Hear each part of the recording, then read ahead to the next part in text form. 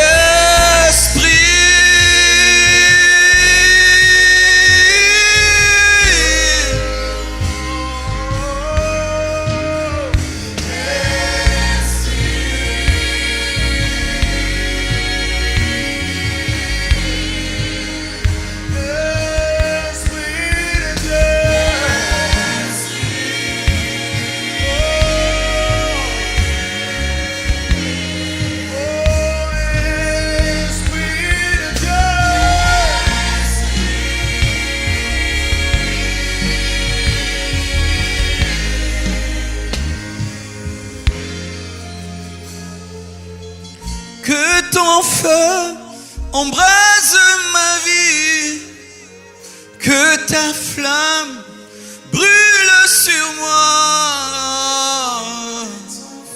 Alléluia. Que ta flamme,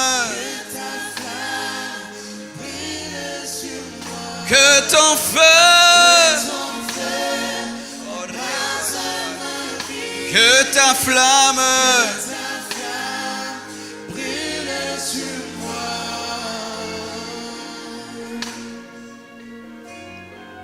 Esprit, Esprit Saint, que ton feu embrase ma vie, que ta flamme brûle sur moi, oh, que ton feu embrase ma vie, que ta flamme brûle sur moi, oh, que ton feu embrase ma vie, que ta flamme brûle sur moi, que ton feu, oh, que ta flamme brûle sur moi, que ton feu, oh, que ta flamme brûle sur, que ton feu embrase, que ta flamme brûle sur moi, que ton feu embrase ma vie, que ta flamme brûle sur moi, que ton feu embrase ma vie, que ta flamme brûle sur moi, Saint-Esprit, Saint-Esprit, Saint-Esprit, Saint-Esprit, Saint-Esprit, Saint-Esprit, Saint-Esprit, Saint-Esprit, Saint-Esprit, Saint-Esprit, Saint-Esprit,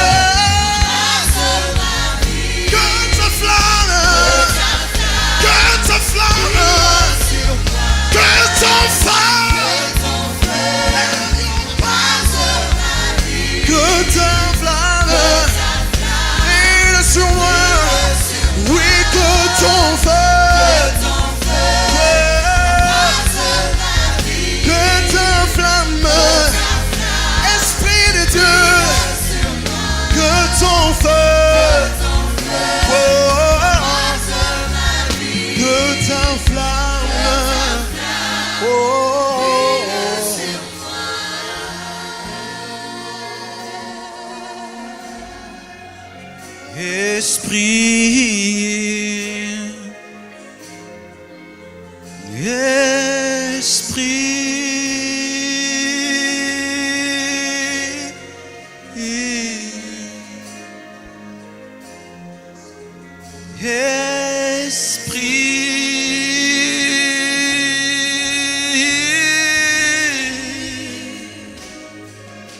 Oh, je t'aime, Saint-Esprit.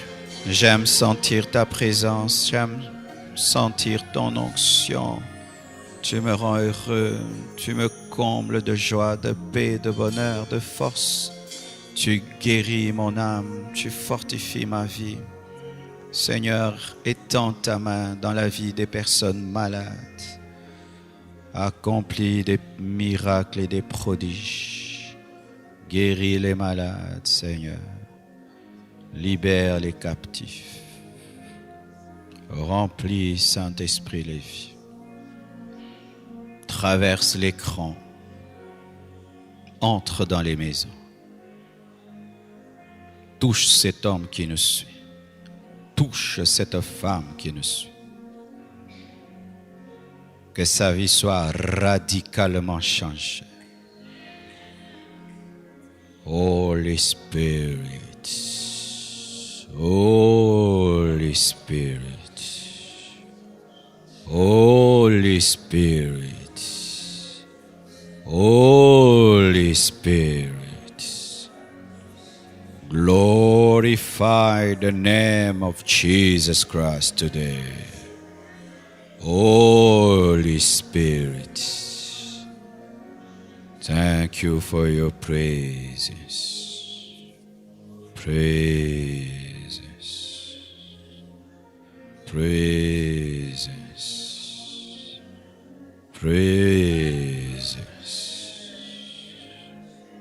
Praises. Praises. Sois touché par le Saint-Esprit. Au nom de Jésus-Christ. Sois touché par le Saint-Esprit. Au nom de Jésus-Christ. Sois bouleversé, affecté par le Saint-Esprit. Au nom de Jésus-Christ. Que des miracles et des prodiges arrivent dans ta vie, arrivent dans ta maison, au nom de Jésus-Christ de Nazareth. Que tes prières soient exaucées, au nom de Jésus-Christ de Nazareth. Merci Père pour cette nouvelle saison qui est en train de venir, car l'élévation ne vient ni de l'Orient ni de l'Occident, mais vient de toi, Seigneur. Merci pour ta miséricorde, ta grâce et ta faveur dans nos vies. Nous en sommes conscients, reconnaissants, au nom de Jésus-Christ. Amen. Nous acclamons le Seigneur. Alléluia. Que Dieu bénisse la chorale. Hein? Ils ont merveilleusement chanté. Nous acclamons pour eux. On n'a pas encore ouvert les églises. Hein? Amen. Hein?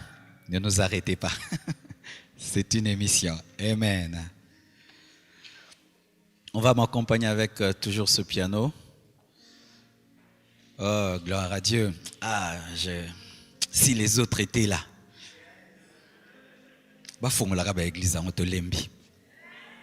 En français, quand on ouvre les églises, nous en avons marre de prêcher que devant des caméras. Nous voulons voir nos frères et nos sœurs et les bénir. Et gloire soit rendue à Dieu. C'est déjà pour ce samedi. Samedi. Déjà, nous allons commencer avec les 30 matins du 15 août au 13 septembre de 6h à 8h. Et si nous sommes débordés, peut-être de 6h à 7h et puis de 7h30 à 8h30. On verra. Aujourd'hui, je vais parler de quelque chose de très très simple. Dieu ne m'a pas donné un message compliqué, mais très très important. Comment arriver à pardonner? Comment arriver à pardonner? Colossiens 3, verset 12. Colossiens 3, verset 12 à 14, à 15 même. Ainsi donc, comme des élus de Dieu, saints et bien-aimés, revêtez-vous d'entrailles de miséricorde, de bonté, d'humilité, de douceur, de patience. Supportez-vous les uns les autres, et si l'un a sujet de se plaindre de l'autre, pardonnez-vous réciproquement, de même que Christ vous a pardonné, pardonnez-vous aussi. Mais par-dessus toutes ces choses, revêtez-vous de la charité, qui est le lien de la perfection. Et que la paix de Christ, à laquelle vous avez été appelés, pour former un seul corps, règne dans vos cœurs et soyez reconnaissants. Paul écrivait merveilleusement. Au début de ma vie chrétienne, quand je lisais les épîtres de Paul, je me disais, mais comment un homme peut écrire ça? C'est tellement profond. Et après toutes ces années dans le ministère, vraiment, c'est comme si tu te jettes tous les jours dans une nouvelle eau. C'est comme un fleuve. Tu ne te jetteras jamais dans l'eau d'hier. Et la parole de Dieu est toujours d'actualité, toujours nouvelle. Comment arriver à pardonner?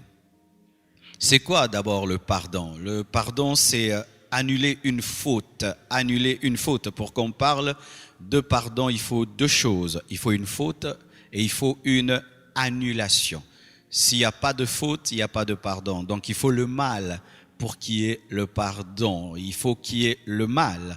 Il faut qu'il y ait une offense pour qu'on parle de pardon. Si jamais personne ne t'a offensé dans ta vie, tu ne sauras jamais que tu as la capacité de pardonner. Et si jamais on t'a vraiment, réellement blessé dans la vie, tu ne sais pas si tu peux pardonner parce qu'il faut une faute, il faut une offense pour qu'il y ait pardon. Mais pas seulement une offense, il faut aussi l'annulation de l'offense. L'offense est réellement faite, mais il y a annulation de l'offense. Le pardon, c'est aussi refuser. C'est un refus de se venger. Donc le pardon n'est pas seulement une émotion. Le pardon est une action. C'est une action et une non-action. C'est-à-dire refuser de faire ce qu'on doit faire naturellement. C'est un refus de se venger lorsqu'on a été offensé. Refus de se venger parce que dans la nature de l'homme, le mal doit être payé par le mal, œil pour œil, dent pour dent, la loi du talion. Mais Dieu nous demande de ne pas nous venger, n'est pas plutôt pardonner, c'est refuser de se venger. Tu as la capacité de te venger, la force de te venger. Tu peux te venger très très très bien, mais tu ne le fais pas, tu as pardonné. Dire qu'on a pardonné et en se vengeant, ce n'est pas le pardon. Le pardon n'est pas que verbal, je t'ai pardonné. Le pardon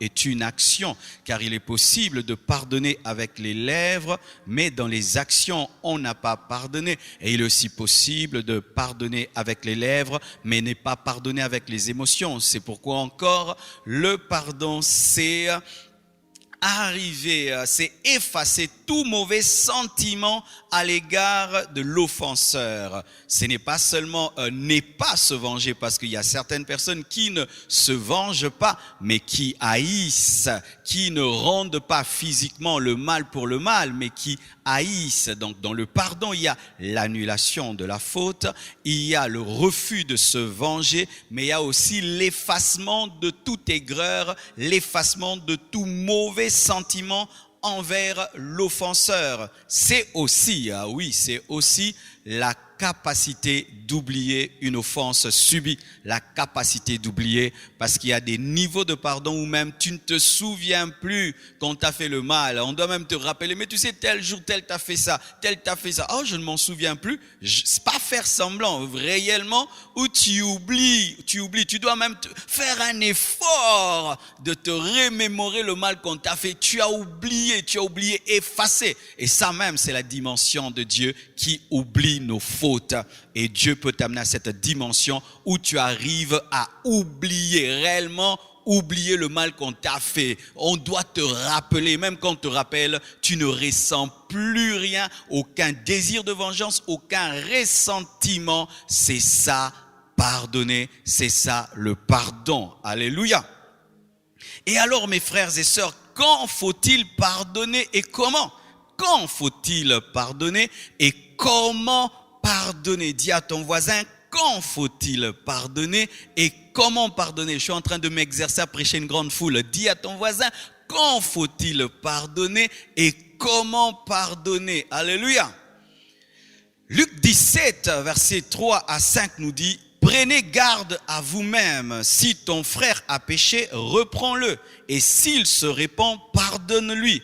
Et s'il a péché contre toi 7 fois dans un jour, et que 7 fois il revienne à toi, disant je me répands, tu lui pardonneras. Les apôtres dirent au Seigneur, augmente-nous la foi.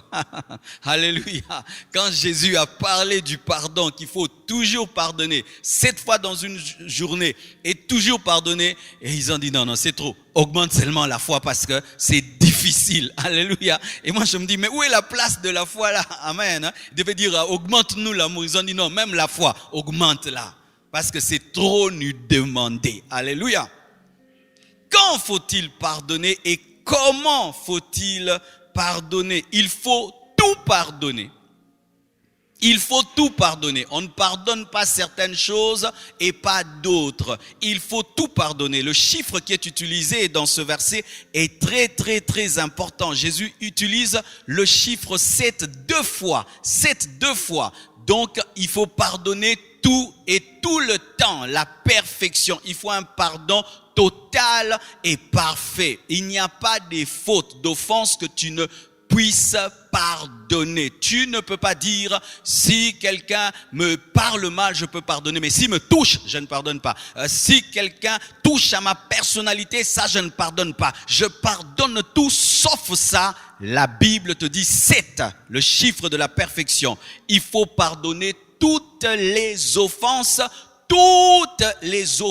en parole, en action, toutes les offenses. Et quand faut-il pardonner? Tout le temps. Jésus a dit 7 fois dans une journée, donc le matin et puis mettons après-midi, la nuit, même à 0 heure, il faut tout pardonner et tout le temps pardonner. Il n'y a pas un jour de pardon, il n'y a pas un jour d'amour, il n'y a pas un jour où on pardonne et un autre jour on ne pardonne pas. Beaucoup de chrétiens pardonnent le dimanche. Je vais aller à l'église et donc je dois pardonner. Je dois prendre la Sainte Seine et là je pardonne. Je dois prêcher et là je pardonne. Je vais chanter, là je pardonne. Je vais faire un service à l'église, je pardonne. Je pardonne parce que j'ai quelque chose à faire. La Bible nous dit 7 fois, 7 fois dans une journée. Tu dois pardonner tout le temps et tu dois tout pardonner tout le temps et tout pardonner. Et encore, il faut pardonner sans compter. Si tu veux compter, si tu te mets à compter combien de fois tu as pardonné, mon frère, tu vas te lasser. Si Jésus-Christ a utilisé le chiffre 7 et il dit que 7 fois dans une journée une personne te fait le mal, c'est pour dire ne compte pas. C'est-à-dire sois prêt à pardonner tout le temps et ne compte pas. Ne compte pas. Il faut pardonner sans compter. Ne rappelez jamais aux hommes combien de fois vous leur avez pardonné. Déjà le fait de rappeler combien de fois tu as pardonné, donc tu n'as pas pardonné. Je répète, le fait de rappeler combien de fois tu as pardonné révèle que tu n'as pas pardonné. Je ne sais pas combien de fois j'ai pardonné à ma femme, combien de fois elle m'a pardonné. Je ne sais pas combien de fois j'ai pardonné à mes enfants et combien de fois mes enfants m'ont pardonné. Je ne sais même pas combien de fois j'ai pardonné au caméraman de cette église. Je ne sais pas. Alléluia. Je ne sais pas. Et quand tu sais combien tu as pardonné, tu n'as pas pardonné parce que tu as retenu, tu as fait l'effort de te souvenir. Combien de fois? Sans compter. Il faut tout pardonner. Il faut pardonner en tout temps. Même, écoutez cette précision, même si l'offenseur n'a pas présenté des excuses. Je répète, même si celui qui t'a offensé n'a pas demandé pardon. On ne pardonne pas parce qu'on nous demande pardon, mais on pardonne parce qu'il faut pardonner. Or, je ne lui pardonne pas parce qu'il ne s'est pas excusé. Il ne s'est pas humilié. C'est pourquoi je ne lui pardonne pas. Est-ce que tu t'es humilié pour que Jésus-Christ meure à la croix? Tu ne t'es pas humilié, mais Dieu t'a donné son Fils unique qui est mort à la croix alors que les hommes ne le cherchaient pas.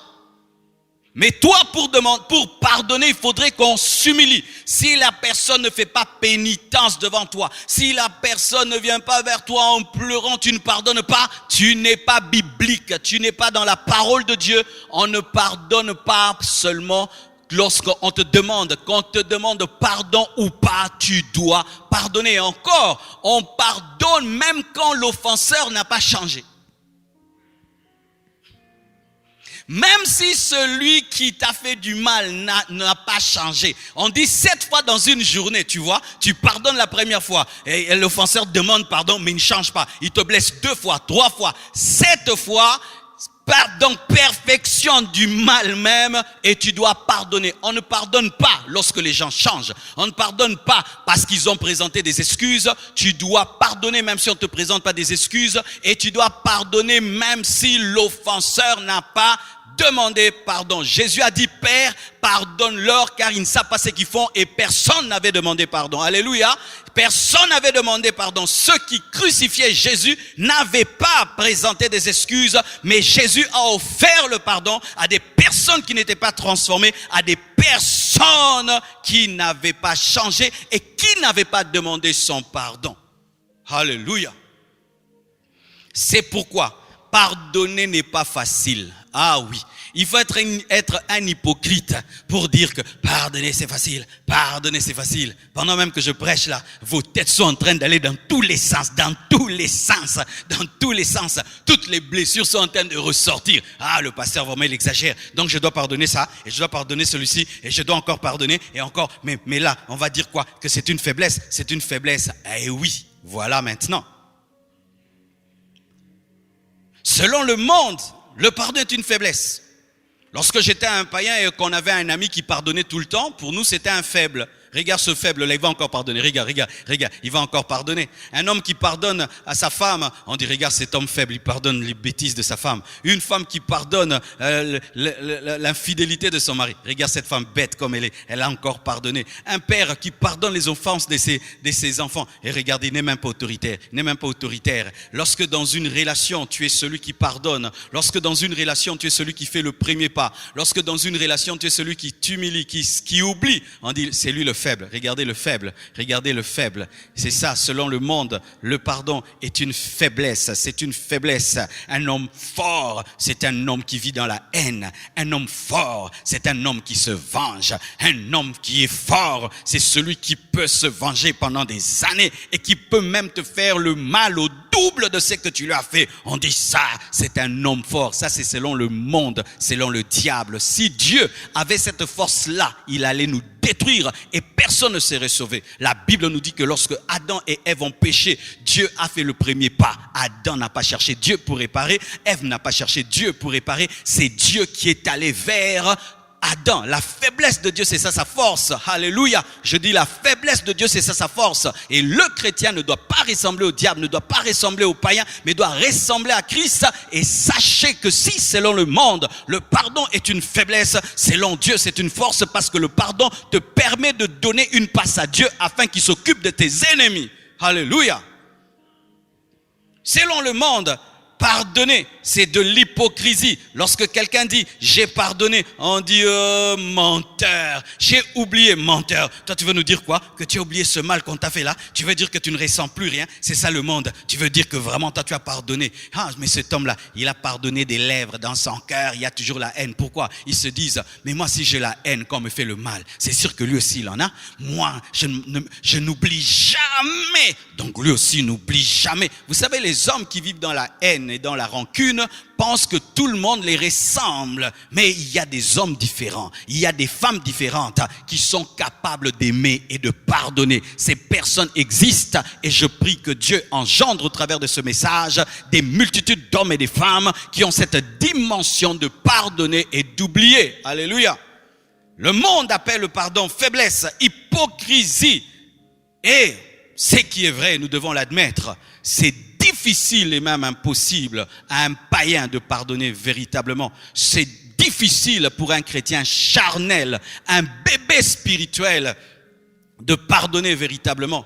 C'est pourquoi même nous avons des problèmes dans les églises. Pourquoi ces déchirements dans les églises? Pourquoi ces déchirements dans les départements des églises? Pourquoi ces déchirements même dans les couples des enfants de Dieu? C'est parce que la plupart sont des chrétiens charnels qui ne savent pas pardonner. Et vous savez, les couples des chrétiens charnels sont remplis de haine et de vengeance. Les églises des chrétiens charnels sont remplies de haine et de vengeance. Là où il y a la chair, il y a la vengeance. Là où il y a la chair, il y a la rancune. Là où il y a la chair, il y a la méchanceté. Mais là où il y a l'esprit, il y a l'amour. Je répète, là où il y a l'esprit, il y a l'amour. Là où il y a l'esprit, ce n'est pas d'abord parler en langue, faire des miracles et des prodiges, mais c'est d'abord l'amour. La première manifestation du Saint-Esprit, c'est l'amour. La première révélation de Dieu, c'est l'amour. Et lorsque tu as tout de Dieu, mais tu n'as pas l'amour, tu ne connais pas encore Jésus-Christ. Alléluia.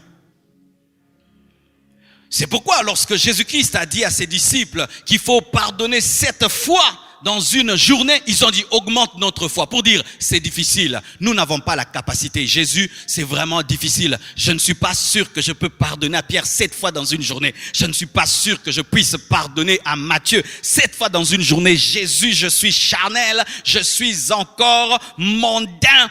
Donne-moi la force, donne-moi la foi, fais croître ma foi. Les disciples étaient sincères, ils ont senti que c'était une dimension très très élevée. Pardonner, annuler, continuer à aimer. Quelqu'un qui n'est pas aimable, n'est pas se venger. Ils ont demandé que Jésus augmente leur foi, que Jésus t'augmente la foi, que Jésus augmente ta foi, que Jésus augmente ta foi. Je dis que Jésus-Christ augmente ta foi. Alléluia. Et quelle est l'importance du pardon? Marc 11, verset 25 à 26 nous dit ceci. Et lorsque vous êtes debout faisant votre prière, si vous avez quelque chose contre quelqu'un, pardonnez, afin que votre Père qui est dans les cieux vous pardonne aussi vos offenses. Mais si vous ne pardonnez pas, votre Père qui est dans les cieux ne vous pardonnera pas non plus vos offenses. Quelle est l'importance du pardon?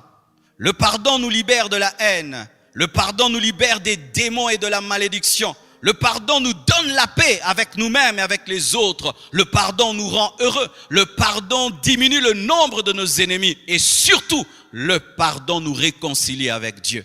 Pardonne-nous nos offenses comme nous pardonnons à ceux qui nous ont offensés. Donc, quand je pardonne, j'ai accès au pardon de Dieu. Quand je donne mon pardon humain, j'ai accès au pardon divin.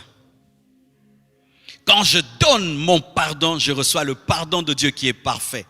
Le pardon te donne la paix. Le pardon te donne la joie. Un homme qui vit dans la rancune n'aura jamais de joie et de paix.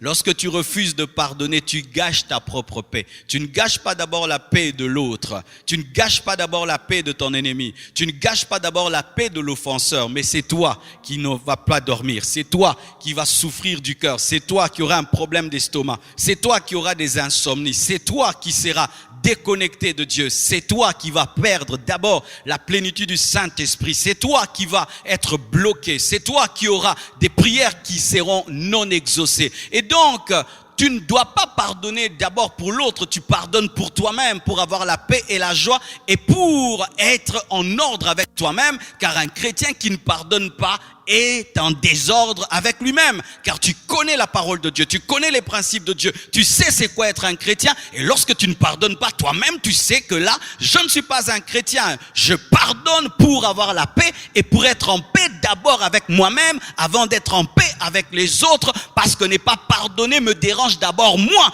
avant de déranger l'offenseur. Est-ce que vous comprenez cela? Alléluia.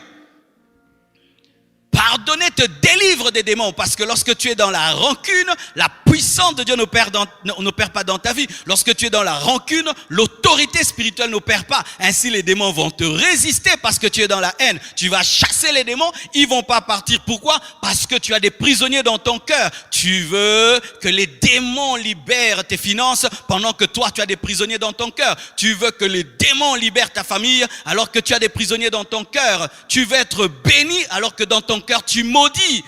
L'importance sens du pardon, c'est que le pardon te permet d'accéder à la bénédiction divine. Le pardon te permet d'accéder au pardon de Dieu et te permet d'accéder à l'autorité de Dieu et aussi à avoir un ciel qui est ouvert sur ta tête. Lorsque tu pries, pardonne. Pourquoi? Parce que le pardon ouvre le ciel. Et donc, la haine ferme le ciel. Pas seulement les démons ou les puissants des ténèbres. Le manque de pardon ferme le ciel. Lorsque tu pries, ouvre le ciel en pardonnant. Alléluia. Alléluia. Lorsque tu pries, ouvre le ciel en pardonnant. Alléluia. Et le pardon diminue le nombre d'ennemis. Il y a des gens qui se plaisent à avoir des ennemis à gauche et à droite. Eh bien, mon frère, c'est très très dangereux. Il y a une histoire qu'on raconte, je crois c'est en Grèce. Il y avait un grand guerrier qui s'appelait Achille. Cet homme était tellement fort, il tabassait tout le monde. C'était un homme extraordinaire. Mais cet homme est mort rien qu'avec une flèche au niveau du talon. C'est là que le terme est venu, le talon d'Achille. Mais qui lui a fait du mal? C'est un ennemi qu'il avait oublié. Il avait oublié cet ennemi. Cet ennemi n'avait pas sa force et sa puissance, mais il a su seulement l'atteindre au niveau de la cheville. C'est comme ça que ce grand homme est mort. Pourquoi? À cause d'un ennemi. Il faut diminuer le nombre des ennemis. Alléluia. Diminue le nombre de tes ennemis. N'aie que des ennemis subis. Qui sont les ennemis subis? Ce sont des personnes, même si tu fais tout pour être en paix, elles sont tellement jalouses, haineuses, que jamais elles t'aimeront. Ça, ce sont des ennemis subis, comme le diable. Même si tu fais tout, jamais tu n'auras la paix avec le diable. Mais il y a des hommes qui peuvent arrêter de te faire la guerre si tu leur offres ton pardon. Alléluia. Diminue le nombre de tes ennemis en offrant le pardon. Et pire, si c'est ta propre femme ou tes propres enfants, ton propre mari, et là c'est terrible, tu dois régler cela. Alléluia. Le pardon rend heureux, le pardon nous transforme et nous décharge. La Bible nous dit que ma maison sera une maison de prière et nous sommes la maison de Dieu. Notre vie, notre cœur doit être un lieu de prière car il est écrit prier sans cesse. Dans le chrétien qui est le temple du Saint-Esprit, il faut tout le temps le parfum de la prière. Mais quand tu es dans la haine, donc tu as des prisonniers dans ton cœur et toi qui devais être la maison de prière, tu te retrouves en étant une prison. Et donc, lorsque tu pardonnes, la prison est transformée en temple. Alléluia. Le pardon transforme la prison en temple. Le pardon ne transforme pas d'abord l'offenseur, mais le pardon transforme l'offensé. Le pardon ne transforme pas d'abord celui qui le reçoit, mais le pardon transforme celui qui le donne, parce que celui qui donne le pardon cesse d'être une prison et devient un temple. Et c'est le temple qui reçoit la Shekinah, la gloire de Dieu, pas la prison. Alléluia. Et surtout, le pardon nous réconcilie avec Dieu. Lorsque tu ne pardonnes pas, même si tu n'es pas dans l'impudicité, même si tu n'es pas dans le vol, même si tu n'es pas dans la sorcellerie, la magie, tu es séparé de Dieu. Lorsque tu ne pardonnes pas, même si tu n'es pas sorcier, tu es séparé de Dieu parce que tu as de la haine pour une créature de Dieu.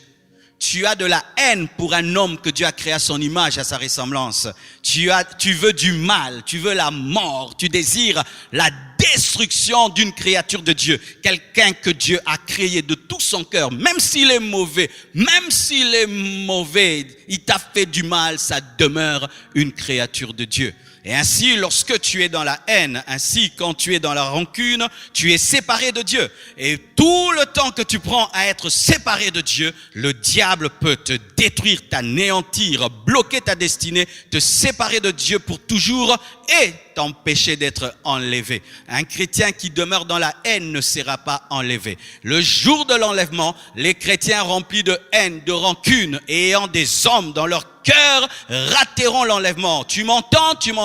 Toi qui parles de l'enlèvement, Jésus revient bientôt. Aie peur, mon frère, Jésus revient bientôt avec tous ses ennemis dans ton cœur, toutes ces personnes que tu retiens captives dans ton cœur. Tu dois pardonner si tu veux être enlevé. Tu dois te décharger spirituellement. Si on te voit, tu as des charges des hommes que tu as refusé d'aimer. Alors, pasteur, que faire pour arriver à pardonner? Écoute très bien. Le premier pas vers le pardon, c'est la volonté. Tu dois vouloir pardonner pour pardonner. Dieu ne nous impose pas l'amour. Dieu ne nous impose pas la sainteté. Dieu ne nous impose pas la pureté. Dieu ne nous impose pas son chemin. Nous devons choisir parce que Dieu n'a pas créé des robots. Il n'a pas créé des clones. Il a créé des hommes avec une volonté souveraine qui peuvent dire non et oui. Vouloir. C'est pourquoi lorsque nous lisons Luc 17, verset 3 à 5, la Bible dit « Prenez garde à vous-même. Si ton frère a péché, reprends-le. Et s'il se répand, pardonne-lui. Et s'il a péché contre toi 7 fois dans un jour, et que 7 fois il revienne à toi, disant je me répands, tu lui pardonneras. » Les apôtres dirent au Seigneur, augmente-nous la foi. C'est dire quoi? Nous voulons. Alléluia. C'est dire, je ne peux pas, mais je veux. Dans la dimension du pardon, il y a une étape où tu veux, mais tu ne peux pas. C'est dire que tu veux, mais tu ne sens pas la force. C'est déjà un grand pas, vouloir pardonner. Alléluia. Parce qu'il y a des personnes qui ne veulent même pas. Quand tu viens parler du pardon, je ne veux pas écouter cette prédication. Il y a des nations dans lesquelles prêchent contre tout, la sorcellerie et tout, mais ne parlent jamais du pardon. Ce sont des nations qui ont vécu des génocides, qui ont vécu des guerres, des atrocités où le voisin a quitté sa maison et la nuit est venue à massacrer la maison voisine et ils vivent face à face dans la haine et tu viens, tu prêches le pardon. Alléluia. Vouloir. Veux-tu pardonner? Est-ce que tu veux? Je ne te dis pas est-ce que tu peux. Est-ce que tu veux déjà? Est-ce que tu veux que Dieu t'aide? C'est comme un malade. Pour qu'il soit guéri, il faudrait qu'il veuille être guéri. Parce qu'il y a des malades qui n'aiment pas être guéris. Parce que pour certaines personnes, la maladie est l'occasion d'avoir toute la famille autour de soi. Et d'autres ne veulent pas être guéris. Certaines personnes infirmes que nous rencontrons sur nos chemins ne veulent pas être guéris. Pourquoi? Parce que ça me permet de mendier et de ne pas travailler. Les gens auront pitié de moi. Et donc, quand une personne vit dans la haine, il faudrait poser cette question. Veux-tu pardonner? Est-ce que tu veux? Les disciples ont dit, augmente-nous la foi. Nous voulons, mais nous n'avons pas la force, mais nous voulons. Je veux pardonner. Seigneur, je veux pardonner. Je comprends que c'est mal d'haïr, c'est mal de souhaiter le mal de mes ennemis. Seigneur, je n'ai pas la force, mais je veux. Ça, c'est déjà le premier pas. Vouloir. Le deuxième secret pour arriver à pardonner, tu dois être conscient de tes imperfections. C'est bizarre, pasteur, mais c'est l'autre qui est imparfait. Comment pour pardonner, je dois être conscient de mes imperfections? C'est l'autre qui m'a fait du mal. Comment je dois être conscient de mes fautes pour pardonner? Mais c'est l'autre qui m'a offensé. Comment je dois être conscient de mes offenses pour pardonner? Mais oui, c'est un principe de Dieu. Les voies de Dieu sont extraordinaires, tellement différentes de nos voies. Lorsque tu veux pardonner une offense, tu ne dois pas te concentrer sur l'offense de l'autre, mais te concentrer sur tes offenses. Ça va diminuer ta colère. Ça va diminuer tes exigences. Ça va diminuer ton orgueil spirituel. Car souvent, nous nous comportons comme ceux qui veulent enlever une paille dans l'œil de l'autre tout en ayant une poutre. Alléluia. Frère, sœur, toi qui es dans la haine, voici ce que tu dois faire. Regarde-toi. Tu as des défauts aussi. Toi aussi, tu as déjà fait le mal. Regarde toutes tes imperfections. Alors, combien de fois depuis que tu existes, Dieu t'a pardonné? Et pas seulement Dieu, les hommes t'ont pardonné. Et maintenant, c'est ton tour aussi de pardonner et tu deviens tellement exigeant alors qu'un jour, toi aussi, tu as commis une grosse erreur et on t'a offert le pardon. Chaque fois que tu veux tomber dans la haine, regarde-toi. Tu es un imparfait. Tu es un imparfait et tu n'es pas digne d'haïr ni de te venger parce que tu es imparfait. Nous ne pardonnons pas parce que nous nous regardons mal comme si nous étions parfaits. Et tu peux me dire, oh oui, mais moi je fais du mal à personne. Ok, on enlève les hommes et adieu. Et adieu. Et adieu. Dans tes pensées, tu ne pèches jamais. Dans tes émotions, tu ne pèches jamais. Si tu es parfait, lève ton doigt. Tiens-toi là et lève-toi. Oh Seigneur, moi j'ai le droit de condamner parce que je n'ai jamais fait le mal. Personne ne peut lever le doigt.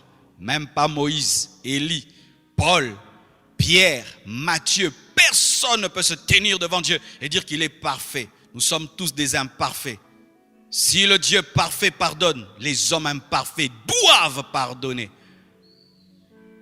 Un jour, je me souviens, j'avais un problème avec un aîné dans la foi. Et puis je lui ai présenté mes excuses. J'ai aimé sa phrase, il a dit, nous tous nous péchons. Pasteur, que Dieu nous pardonne. Il n'a même pas dit, pasteur, je te pardonne. Il dit que Dieu nous pardonne. Parce que nous tous, nous péchons. Une bonne manière de réfléchir. Tu dois être conscient de tes imperfections. Tu dois te souvenir de toutes les fois où le Seigneur t'a pardonné. Et de toutes les fois où les hommes t'ont pardonné. Marc 11, verset 26 nous dit, mais si vous ne pardonnez pas, votre Père qui est dans les cieux ne vous pardonnera pas non plus vos offenses. C'est-à-dire quoi? Lorsque tu es face à l'offense de l'autre, Dieu te présente tes offenses.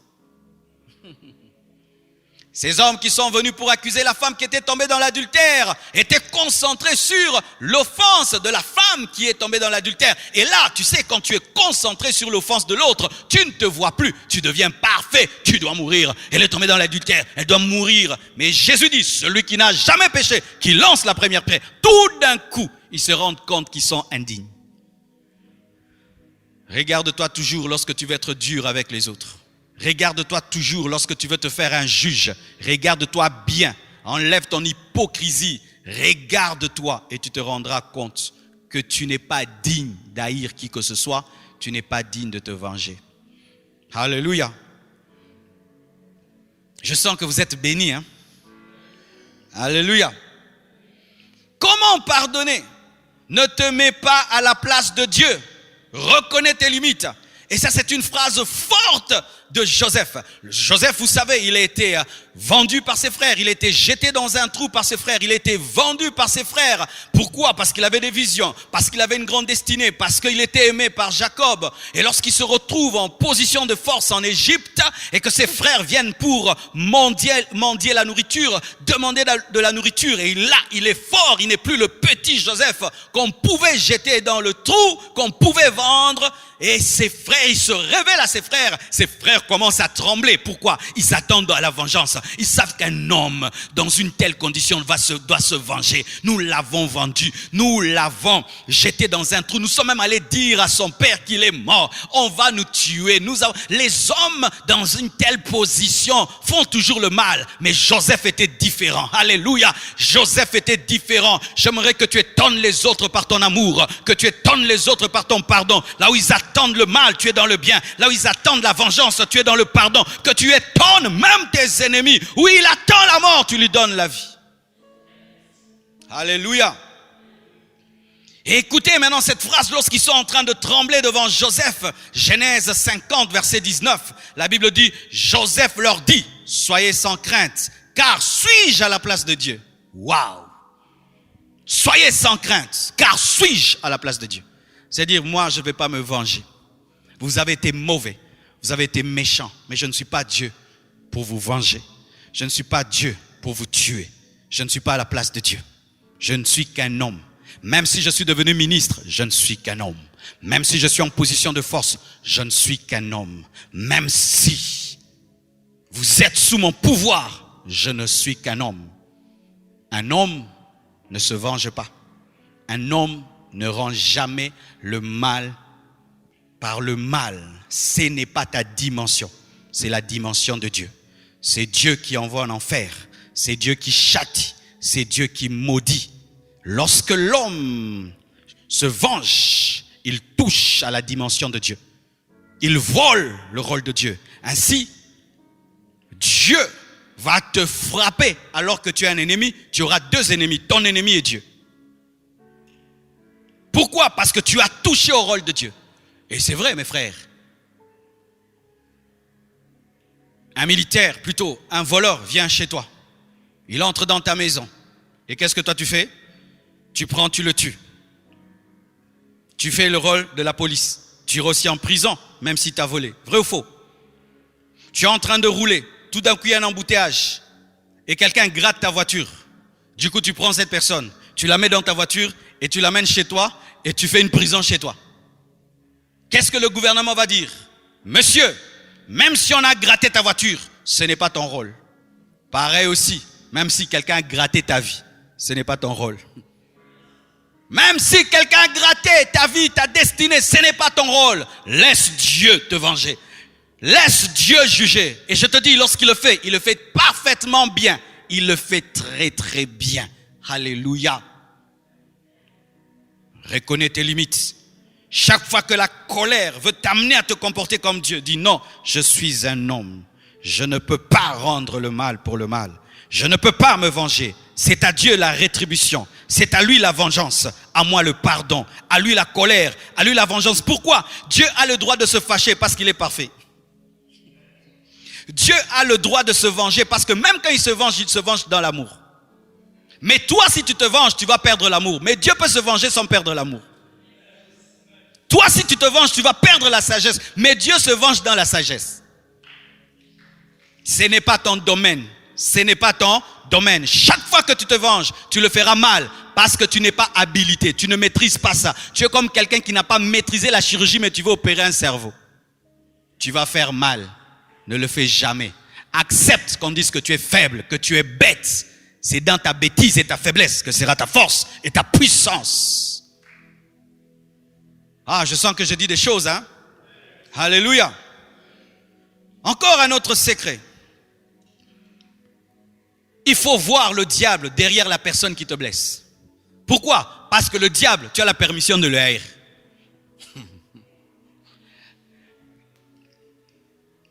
Il y a des gens qui ont chez eux un sac de boxe.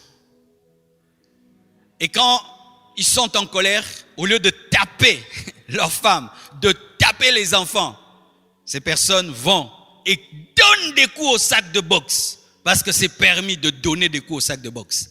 Et quand tu as la haine, va haïr le diable. C'est permis d'haïr Satan. Satan, je t'ai! Dieu est content. Mais il ne faut pas l'insulter. Oui, on n'insulte pas le diable.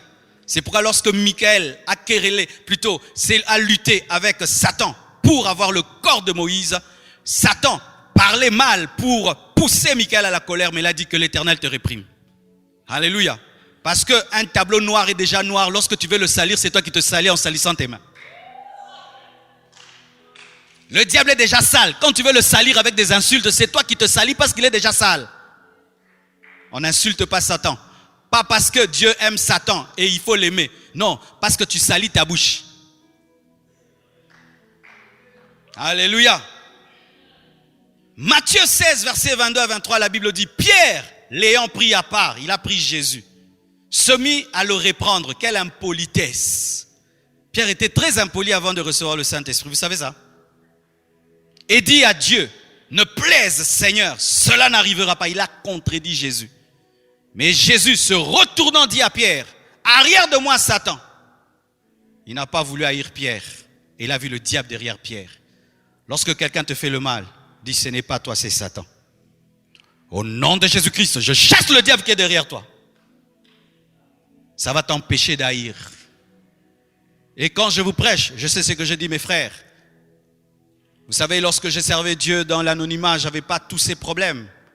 Mais il y a des gens qui se sont levés de par le monde pour te faire du mal. Et c'est mon secret. J'ai dit, c'est Satan qui veut détruire mon ministère. C'est Satan qui veut me distraire. C'est Satan. C'est Satan. Comme ça, j'évite d'haïr les hommes. J'haïs le diable qui est derrière ces hommes. Et je prends autorité sur le diable. Ainsi, je peux séparer l'instrument et celui qui l'utilise. Lorsqu'un homme te fait le mal, vois le diable, dis arrière de moi Satan, pas arrière de moi Pierre, parce que tu as besoin de Pierre le jour de la Pentecôte pour qu'il reçoive le Saint-Esprit qui prêche l'évangile. Arrière de moi Satan, mais bienvenue à toi Pierre. Alléluia. De sorte que lorsque même Pierre a renié Jésus, Jésus lui a pardonné. Car lorsqu'il est ressuscité, qu'est-ce qu'il a dit? Allez dire à mes frères et à Pierre que je le précède en Galilée. Il a pardonné même le reniement de Pierre. C'est ainsi qu'il a récupéré Pierre pour l'utiliser. Et cet homme était prêt à mourir pour lui. Oui, lorsque tu pardonnes un homme, il t'aimera et il sera prêt à mourir pour toi. Voyez le diable derrière les personnes qui vous persécutent. Voyez les démons derrière les personnes qui vous persécutent. Parce que le diable ne peut descendre sur la terre et te toucher. Lorsqu'il veut te toucher, il va chercher un homme qui va te toucher à sa place. Lorsqu'il veut te blesser, il va pousser un homme à t'insulter, à te calomnier, à te diffamer. Lorsqu'il veut te décourager, il va pousser un homme à te décourager. Pourquoi? C'est un esprit. Il a besoin des corps. Il ne faut pas haïr les instruments. Il faut haïr celui qui les utilise. Ne t'attaque pas à la marionnette. Attaque-toi au marionnettiste. J'espère que j'ai bien dit ça. Parce que sans le marionnettiste, la marionnette ne peut bouger. Alors tu peux brûler la marionnette, mais tant que le marionnettiste existe, il va utiliser d'autres marionnettes. Laisse tranquille la marionnette, attaque celui qui l'utilise. Laisse tranquille les hommes, chasse les démons qui sont derrière. Arrière de moi, Satan, pas arrière de moi, Pierre. Mais nous souvent nous disons, arrière de moi, Pierre. Alléluia. Une autre chose, tu dois être rempli d'amour. 1 Corinthiens 13, versets 4 à 7. La Bible dit, la charité est patiente. Elle est pleine de bonté. La charité n'est point envieuse. La charité ne se vante point. Elle ne s'enfle point d'orgueil.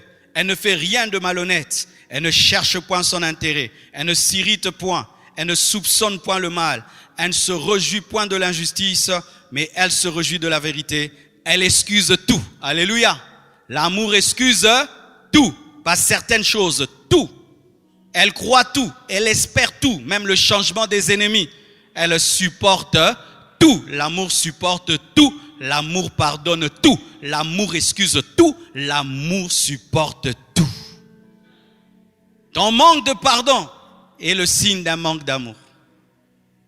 Ton manque de pardon est seulement un signe flagrant que tu n'as pas l'amour. Tu ne peux pas dire que tu aimes quelqu'un et à la fois tu es incapable de lui pardonner. Tu ne peux pas dire que tu aimes un homme et à la fois tu es incapable de patienter. Tu ne peux pas dire que tu aimes un homme et à la fois tu dis que tu es incapable de le supporter. Si tu aimes, tu dois supporter. Si tu aimes, tu dois pardonner. Pardonner, c'est excuser. C'est plutôt aimer, c'est pardonner. Aimer, c'est supporter. Alléluia. Je t'aime, mais je ne te supporte plus. Tu es un menteur. Je t'aime, mais je ne peux pas te pardonner. Mensonge. L'amour excuse tout. L'amour supporte tout. Tout de tout. Dis à ton voisin tout. Dis, ce n'est pas le pasteur qui dit. C'est Paul que tu aimes beaucoup. Et encore, voici. Il faut être rempli de sagesse ou avoir une bonne lecture des circonstances. Donne-moi un amen. Quelle est la place de la sagesse dans le pardon? Je vais te montrer. Les hommes sages pardonnent parce qu'ils ont la lecture des temps et des circonstances. Les hommes sans sagesse ne voient que les circonstances. Mais les hommes qui ont la sagesse voient la main derrière les circonstances et même derrière les mauvaises choses. Si les frères de Joseph ne l'avaient pas haï, serait-il devenu premier ministre? Non. La haine est un avion qui te fait sortir de la maison de papa pour t'amener dans le château de Pharaon. Et donc tu ne vas pas haïr l'avion qui te permet de te déplacer. Lorsque j'étais un enfant dans les choses de Dieu, j'ai haï des gens. Mais aujourd'hui, je bénis Dieu. Parce qu'il fallait qu'elle soit dure avec moi pour que je devienne le Marcelo que je suis aujourd'hui. Il fallait que ces personnes s'opposent à moi pour que je me concentre. Il fallait que ces personnes disent que je vais échouer pour que je prie. Il fallait que ces personnes souhaitent mon malheur pour que je sache que je n'ai pas droit à l'erreur. Et vous savez même, toutes les choses qui arrivent ces derniers temps, j'ai compris que c'est pour mon bien. Ça m'aide à être concentré. Tu sais que parce que quand Dieu t'élève, il est en train de te bénir, tu risques de tomber dans la distraction. Il faut un peu des épines pour te réveiller. Que Dieu vous bénisse pour vos épines. Hein? Vous m'avez réveillé. Ah, c'est très important. C'est pourquoi lorsque Paul avait une grande révélation de la parole, il y avait un ange de Satan qui le soufflétait afin qu'il ne s'enorgueillisse pas. Et il y a des hommes qui sont seulement là pour te souffleter afin que tu ne t'enorgueillisses pas. Lorsque tu trouves que tu es terrible, tu entends, on t'insulte. Et tu deviens humble. Et Dieu est avec toi. Ce sont des gardiens de l'onction. Ah, je vous dis la vérité. Est-ce que tu vas haïr quelqu'un qui te permet de garder l'onction? Est-ce que tu vas haïr le couteau qui te donne la forme? Est-ce que tu vas haïr la marmite qui te prépare? Est-ce que tu vas haïr le four qui te donne la forme? Non. Est-ce que Jésus peut haïr la croix? Est-ce qu'il peut haïr celui qui l'a crucifié? Car si tu n'es pas crucifié, comment on va t'appeler roi des rois, seigneur des seigneurs? Comment tu vas recevoir le nom qui est élevé au-dessus de tout autre nom? Est-ce que tu vas haïr Judas? C'est pourquoi Jésus n'a jamais haï Judas. Il a dit, mon ami, c'est avec un baiser que tu vends le Fils de l'homme. Lorsque Dieu veut écrire ta vie, il va souligner en bleu et en rouge.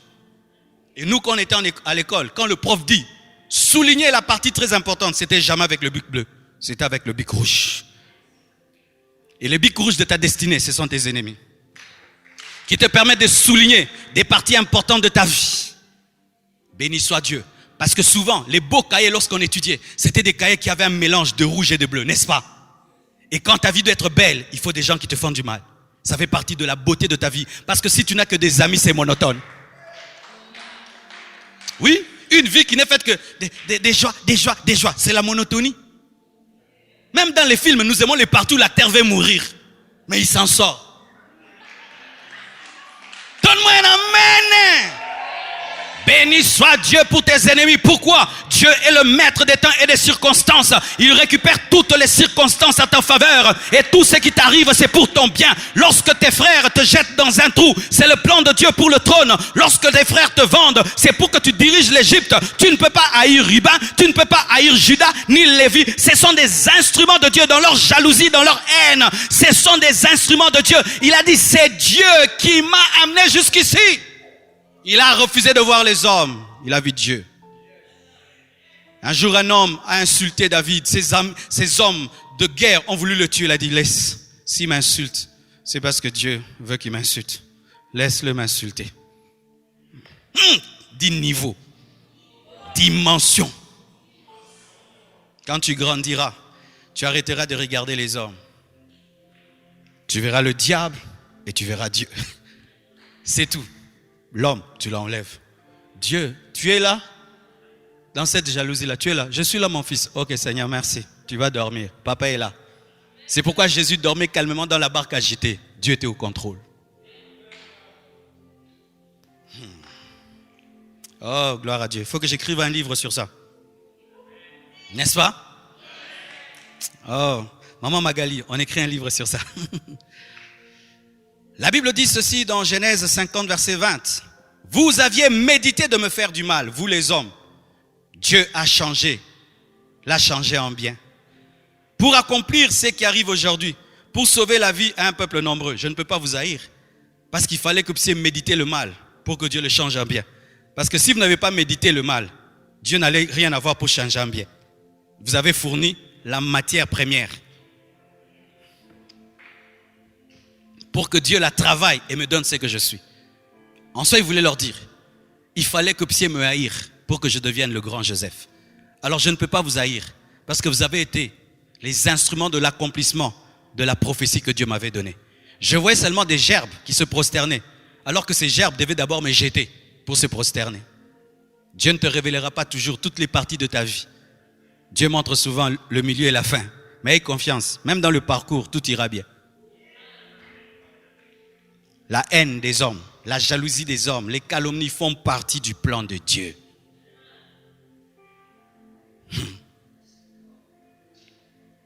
Lorsque Marie donnait naissance à Jésus, est-ce qu'elle pouvait imaginer qu'il allait finir crucifié? Mais il y avait quelqu'un qui s'est préparé à le crucifier pour que la prophétie donnée à Marie s'accomplisse, que lui sera le sauveur. Mais dans le plan, il y avait une croix. Mais Marie ne savait pas jusqu'à ce qu'elle se trouve devant la croix et son fils en train de mourir pour sauver les hommes. Mais ça faisait partie du plan. Dieu n'était pas étonné lorsqu'on crucifiait Jésus, mais Marie était blessée. Pendant que tu as mal, Dieu savait.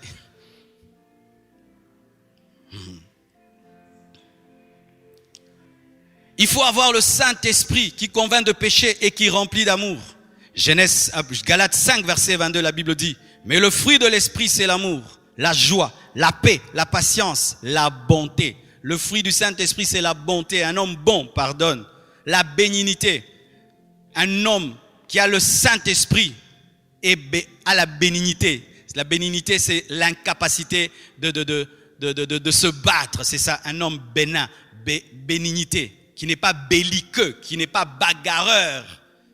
Le fruit de l'esprit, c'est la fidélité, la douceur, la tempérance, la maîtrise de soi. Tu veux faire le mal, mais le Saint-Esprit bloque le coup.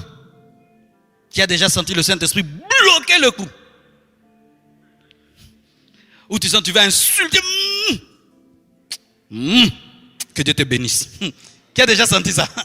Le cœur rumine, je vais l'insulter, puis comme ça, que Dieu te bénisse. Il a bloqué le coup. Tu t'étais dit, quand il va venir, il va voir, je vais lui faire. Quand il arrive seulement, tu sens tu es paralysé. Et puis tu dis, mais agis, non? Tu n'arrives pas. Le fruit du Saint-Esprit. Tu n'es pas bête, tu as le Saint-Esprit. Tu n'es pas bête, tu as le Saint-Esprit. Que Dieu te remplisse de bénignité, de douceur, de tempérance, de bonté. Que Dieu te remplisse de bonté, de douceur. Qu'il te remplisse et qu'il te rende incapable de faire le mal. Ou même tu décides, aujourd'hui je vais faire du mal. Mais tu n'arrives pas. Tu deviens incapable de faire le mal. Et donc, pour pardonner, tu dois avoir l'esprit. Car c'est le Saint-Esprit qui produit le fruit de la bonté, qui produit le fruit de l'amour. Faire des efforts d'aimer sans le Saint-Esprit, mon frère, ça reviendra toujours au galop. C'est quand nous sommes capables de pardonner pendant une semaine, mais après, tu dis non, c'était une erreur, tu vas voir. Vous connaissez ça? Tu pardonnes et puis quand tu rentres, tu te dis je me suis trompé, puis tu reviens. C'était un pardon qui était venu de toi. Le naturel est revenu au galop. Mais le pardon qui vient du Saint-Esprit est permanent. Et tu ne regrettes pas d'avoir pardonné. Rechercher le pardon en dehors du Saint-Esprit, c'est un léopard qui cherche à enlever ses taches sans aller auprès de Dieu. Le naturel reviendra toujours au galop. Tu regretteras d'avoir pardonné. Tu vas te dire, mais vraiment, comment j'ai pu ne pas saisir cette occasion de faire aussi du mal. Mais quand ça vient du Saint-Esprit, c'est profond. Laisse-toi remplir du Saint-Esprit. Communie avec le Saint-Esprit. Parle au Saint-Esprit. Fais du Saint-Esprit ton ami. Et tu vas commencer à lui ressembler. On te fera le mal. Et tu sens que tu pardonnes facilement. On te blessera. Et tu sens que tu pardonnes facilement. Tu recherches même la colère dedans. Ça ne vient pas. Tu recherches vraiment. Tu n'arrives pas.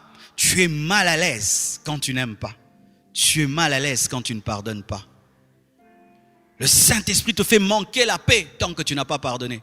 Tu n'as pas le sommeil. Pourquoi? Tu n'as pas pardonné. Tant que tu n'as pas fait le premier pas vers l'autre, tu n'as pas la paix. Vous savez, souvent quand tu as un ami et c'est toi qui es rempli du Saint-Esprit, ce sera toujours toi qui feras le premier pas. Vous vous chamaillez, c'est encore toi qui fais le premier pas. Vous vous chamaillez, c'est toujours toi. Et Satan vient te dire, toi aussi, c'est toujours toi. Oui, c'est toujours toi. Dieu fait toujours le premier pas, il n'est jamais fatigué. Vous voyez tous les évangélistes qu'il envoie dans le monde. Mais c'est lui le roi, c'est lui le Seigneur. La grandeur, c'est faire le premier pas. Les hommes grands font le premier pas. Les hommes petits attendent toujours qu'on vienne vers eux. Quand dans ton couple, dans ton amitié, c'est toujours l'autre qui fait le premier pas. C'est lui qui est le leader. Ceux qui font le premier pas sont supérieurs à ceux qui attendent que toujours les autres viennent. Mais comment peux-tu avoir le Saint-Esprit si tu n'as pas Jésus? Certaines personnes aiment le Saint-Esprit mais n'aiment pas Jésus. Mais c'est Jésus qui donne le Saint-Esprit. Le Saint-Esprit ne vient que là où il y a Christ. Il faut avoir Christ pour avoir le Saint-Esprit. Et donc, mes frères, il faut seulement être un bon chrétien pour avoir le Saint-Esprit. Et si tu as le Saint-Esprit, tu as l'amour. Et si tu as l'amour, tu as le pardon. C'est pourquoi Jésus-Christ a dit, je suis le cep, vous êtes le sarment. Et sans moi, vous ne pouvez rien. Tu ne peux porter le fruit du pardon sans Jésus. En dehors de Christ, tu ne porteras jamais de fruit. Cher chrétien, sois chrétien au vrai sens du terme et tu vas remarquer une chose. Le Saint-Esprit te donnera l'amour. L'amour qui permet de pardonner. Je vois des païens qui veulent pardonner. Païen, tu ne sauras jamais pardonner. Tu pardonneras un tout petit peu. Tu pardonneras certaines choses. Tu pardonneras en certains moments. Mais le pardon parfait, tu ne peux le recevoir ou le manifester que si tu as le cep. Et pour que tu aies le cep, tu dois être connecté à lui par la foi. C'est alors que vous voyez un méchant donner sa vie à Jésus-Christ et devient doux comme Paul. Regardez ce Paul qui pouvait tuer, prendre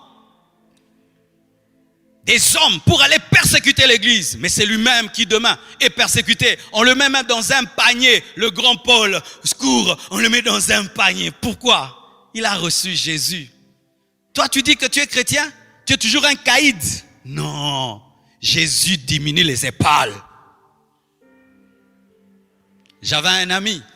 C'était un grand maître de karaté. Quand j'étais païen, je suis allé assister à l'un de ses combats. On les appelait en ces temps-là à Kinshasa les Mokomboso. Vous connaissez, hein? Devant moi, j'ai vu cet homme monter même à 2 mètres de haut, tourner dans les airs et retomber comme dans les films.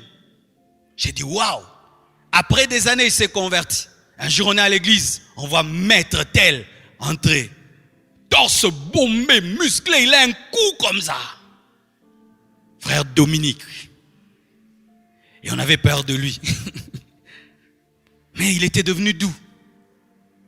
Dominique, tu l'envoies, il part. Mais costaud. Viens, il vient. Dominique. Tu sens qu'il peut vous taper, vous tous, même les pasteurs. Mais on l'envoyait, on l'envoyait, on l'envoyait. Il était humble. Et il n'avait même pas besoin de dire qu'il avait changé. On avait senti que l'animal qui était en lui était mort. Mais un jour, Dominique a commis l'erreur. Il a commencé à baisser dans sa foi. Il a commencé à se déconnecter du cep. Il a commencé à se déconnecter du cep.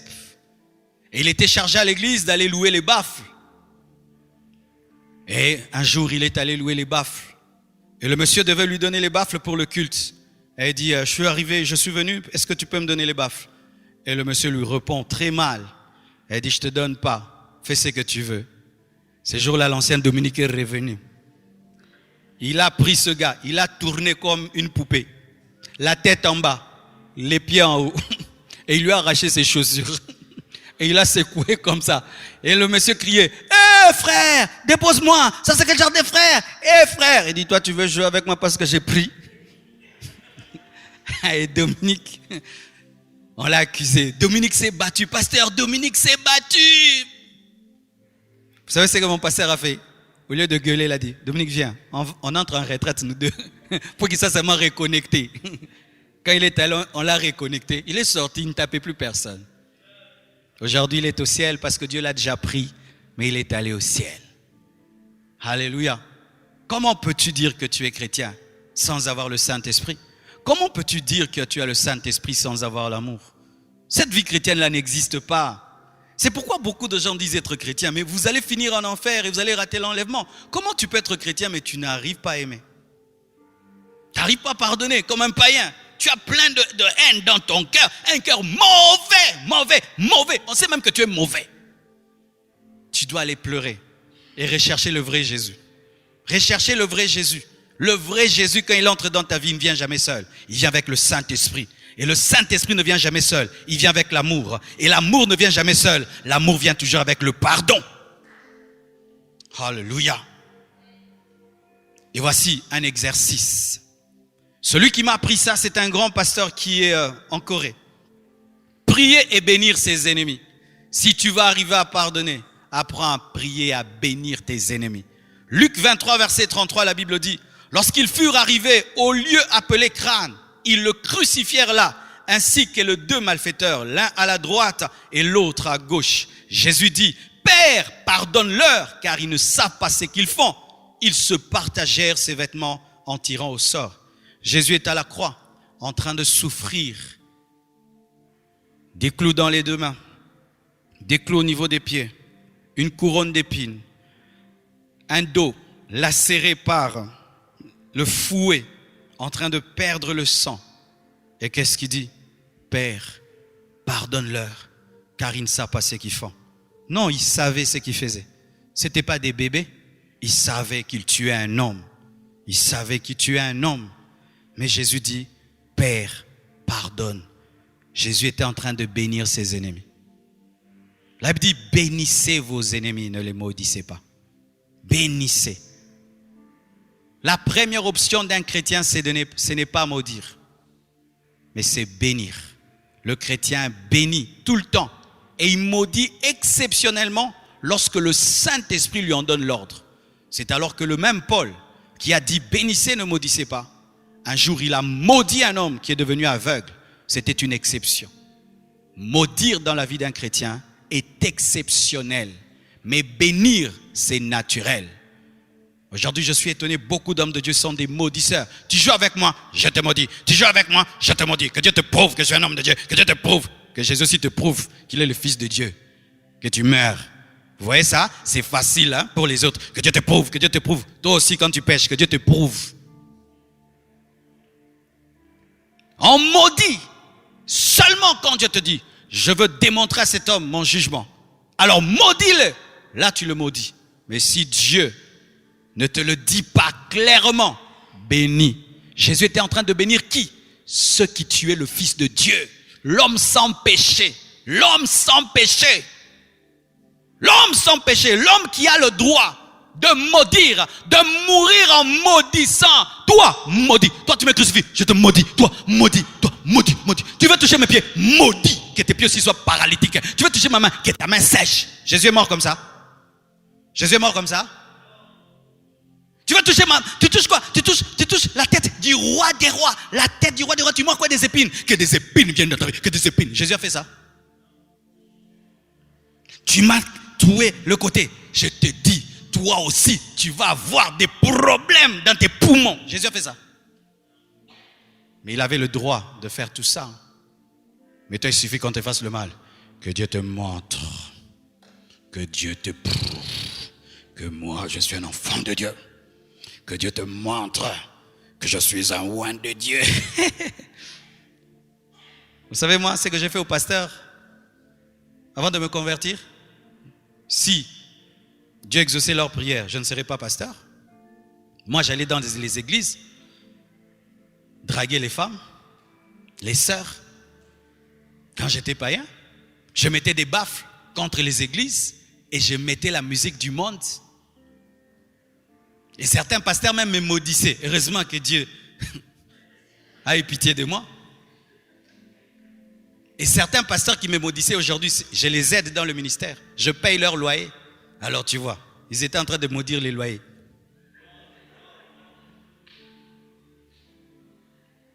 Quand toi tu vois le persécuteur Paul, Jésus voit l'apôtre Paul.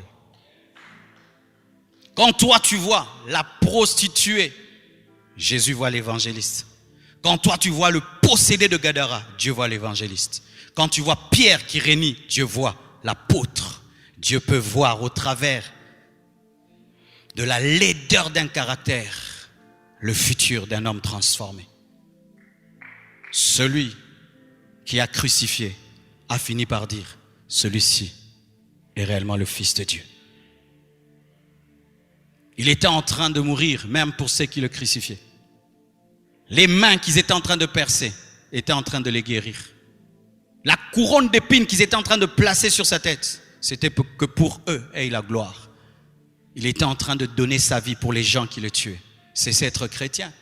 À moins que nous soyons dans une autre religion, dans une autre doctrine. Parce qu'aujourd'hui, la Bible, vraiment, elle est devenue autre chose. On l'a même oublié. La Bible, nous sommes devenus des chrétiens à la nigériane. À la nigériane. Man off. Oint de Dieu. Enfant de Dieu. Chrétien. Si tu es tout le temps homme de Dieu, oint de Dieu, tu ne vas jamais opérer dans l'amour. Il faut être chrétien. Et tu sais, tu n'as même pas besoin de maudire un homme pour que Dieu le maudisse. Si Dieu veut maudire un homme, il le maudira sans toi. Je dis, il le maudira sans toi. Il le maudira sans toi. Si Dieu veut détruire la vie d'un homme, il le maudira. Est-ce que tu étais là pour que Dieu maudisse Satan? Qu'est-ce que tu as fait pour que Satan soit maudit? Dieu a dit, toi, tu iras en enfer. Vis dans l'amour. Laisse Dieu faire ce qu'il veut faire. Et je t'assure, quand Dieu maintenant s'occupe de tes ennemis, tu as même pitié de te dire, Seigneur, arrête. Il n'arrête pas. Ah oui, hein? Je sais ce que je dis. Dans ma vie, il m'est arrivé de maudire quelqu'un. Par l'Esprit de Dieu, il m'a dit, maudis-le. Je vous dis, j'ai intercédé pour cet homme. Dieu a dit, je ne le fais pas. Moi, j'ai décidé de le faire. Quand tu opères dans l'Esprit, c'est Dieu qui le fait. Mais quand c'est ta méchanceté, un jour toi aussi on te maudira. Alléluia. Prie et bénis tes ennemis. Et voici 3 exemples, afin de finir, des personnes qui ont pu pardonner. Job. Dans Job 42, verset 10, la Bible dit, l'Éternel rétablit Job dans son premier état. Quand Job eut prié pour ses amis, et l'Éternel lui accorda le double de tout ce qu'il avait possédé. Avant que Dieu bénisse Job, Dieu lui a demandé de prier pour ses amis. Quel genre d'amis? Des mauvais amis, des amis de la richesse. Lorsque Job est tombé malade, ses amis sont venus le tourmenter, le mortifier. Lorsque Job est devenu pauvre, ses amis l'ont abandonné. Lorsque Job est devenu pauvre, ses amis ont commencé à le culpabiliser. Tu as péché, tu as péché. Quelqu'un qui est malade, qui a perdu ses enfants, au lieu de le consoler, il venait le mortifier. Mais Job a pardonné à ses mauvais amis. Et quand il l'a fait, Dieu l'a béni. Dieu l'a béni. La bénédiction de Job était cachée dans la prière pour ses ennemis. Quand tu as traversé des moments difficiles et des hommes t'ont abandonné, bénis ces hommes. Seigneur, je bénis ces hommes qui m'ont abandonné dans les temps difficiles, qui ont été très mauvais avec moi, qui m'ont jugé. Je les bénis. C'est alors que le double viendra sur toi. Ta bénédiction est cachée dans la prière pour tes ennemis. Bénis tes ennemis et Dieu te bénira au double. Bénis tes ennemis. Je peux vous témoigner, mes frères. Il y a un homme dans ce monde, lui, il a comme travail de m'insulter. Il fit un temps, je le considérais comme vraiment, mais qu'est-ce qu'il a? Mais quand j'ai fait l'étude de ma vie, depuis que cet homme m'insulte, je suis connu. Amen.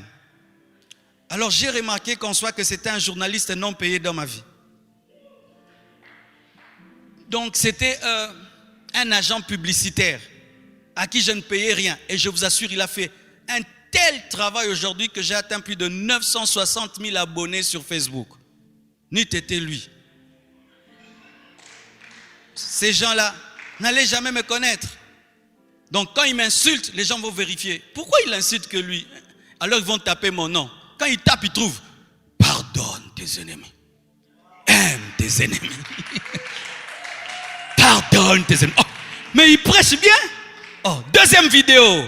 Sois fidèle à ta femme. Oh, mais c'est bien.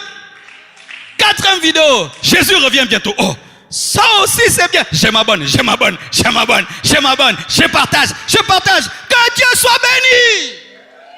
Bénissez, bénissez, bénissez, bénissez, bénissez. Bénissez, bénissez, bénissez. Et même Joseph, j'ai déjà parlé de lui, qui a pardonné à ses frères. Et qu'est-ce qu'il a fait? Il les a nourris. Ils l'ont jeté dans un trou. Mais lui, il leur a donné Goshen. Ils lui ont donné un trou. Il leur a donné Goshen. Ils lui ont donné la servitude. Il leur a donné la liberté. Et qu'est-ce qu'il a récolté? Ces 2 enfants sont devenus les tribus d'Israël. Il essaie de dédoubler. Parce qu'il était directement en Manassé et en Éphraïm. C'est pourquoi la tribu de Joseph n'existe pas. Parce qu'elle existe, mais en 2. Joseph, si vous ne savez pas, sans être l'aîné de la famille, il avait l'onction de l'aîné. Il avait l'onction de Judas. Et il avait l'onction de la sacrificature. Et ce qui fait que lorsqu'il est mort, il était représenté par 2 enfants, Manassé et Éphraïm. C'est le seul fils qui a produit 2 tribus. La récompense de celui qui pardonne, le double. Le double. Le double. Le double. Si Judas peut dire qu'il a engendré Jésus, c'est grâce à Joseph. Parce que Joseph lui a donné la nourriture pour qu'il mange, qu'il vive et qu'il engendre David.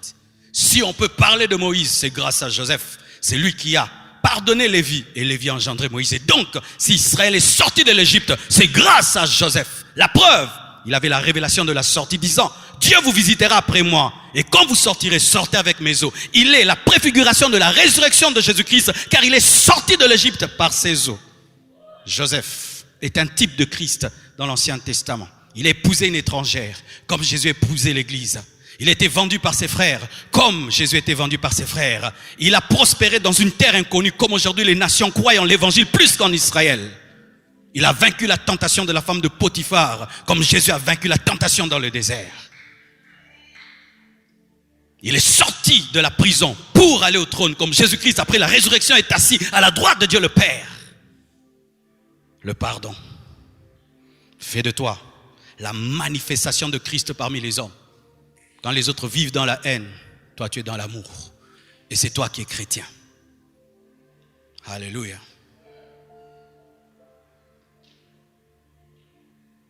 J'aimerais faire un équilibre, c'est très important. Et finir. Waouh. Quelle est la place de la mémoire dans le pardon? Je suis sûr qu'il y a des gens qui vont poser la question. Mais pasteur, moi j'ai pardonné, mais quand même, je n'ai pas oublié. Est-ce que le Saint-Esprit fait de nous des personnes amnésiques? Voici la vérité. C'est qu'il y a deux dimensions dans le pardon. Tu peux soit te rappeler ou soit oublier. Mais quand même tu te rappelles, ça ne te fait plus rien. Amen. Le pardon de Dieu peut atteindre un niveau où même tu oublies le mal qu'on t'a fait.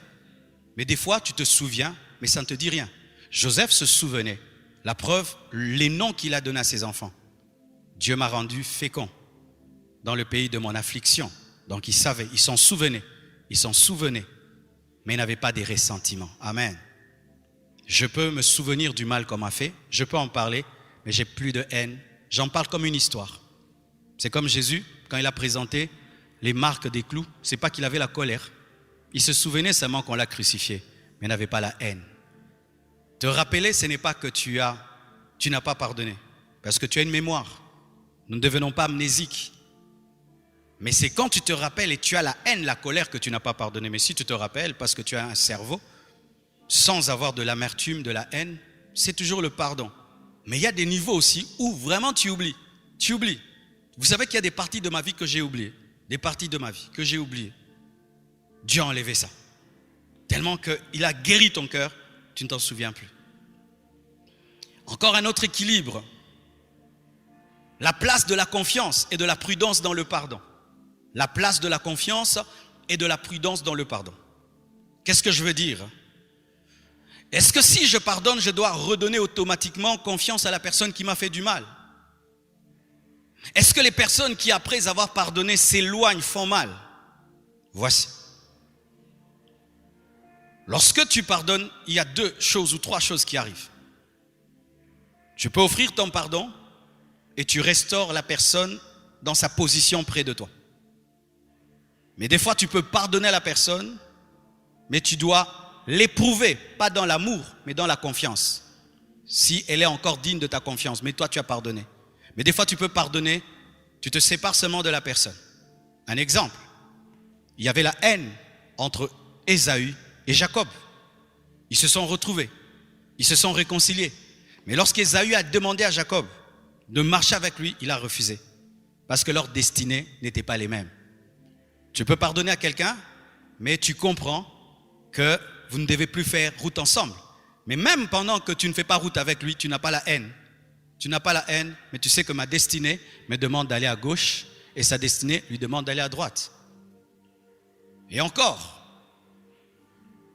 tu peux pardonner à une personne, mais tu sens que tu ne peux plus lui confier les mêmes choses. Je donne un exemple, j'ai un travailleur. Je le surprends dans ma chambre en train de voler. Étant un chrétien, je vais lui pardonner. Mais est-ce que je vais encore le laisser laver ma chambre? Non. Je vais te pardonner, mais le travail que je t'ai donné, je ne te le donnerai pas. Et s'il faut que je te le redonne, je vais t'éprouver.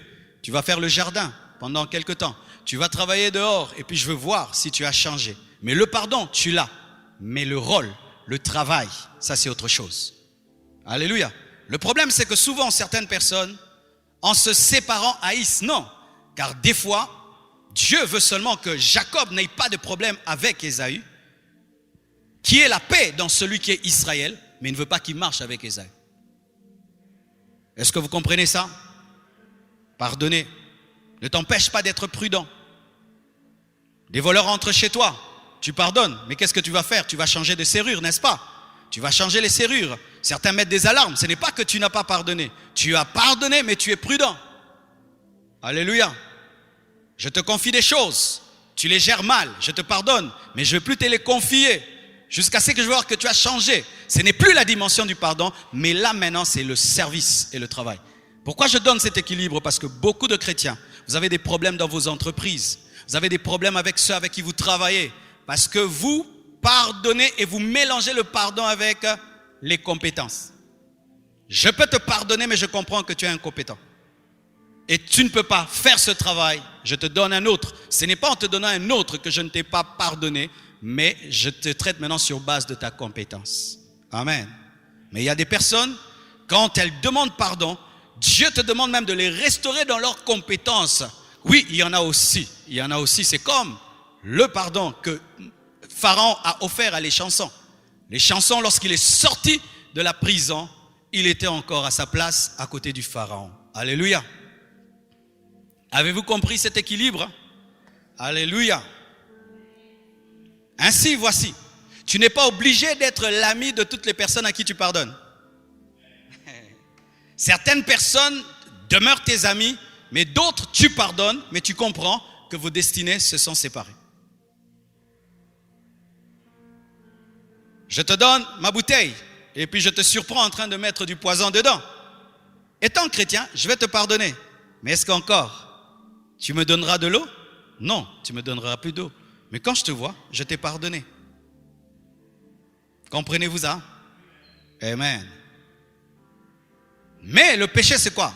Certains chrétiens vont profiter, là encore, j'équilibre. Certains ils disent, je t'enlève de ma vie, tu l'as tué. Fais comme si je n'existe plus, tu l'as tué. Au dernier jour, vous savez, Dieu vous présentera des hommes que vous avez tués sans les abattre.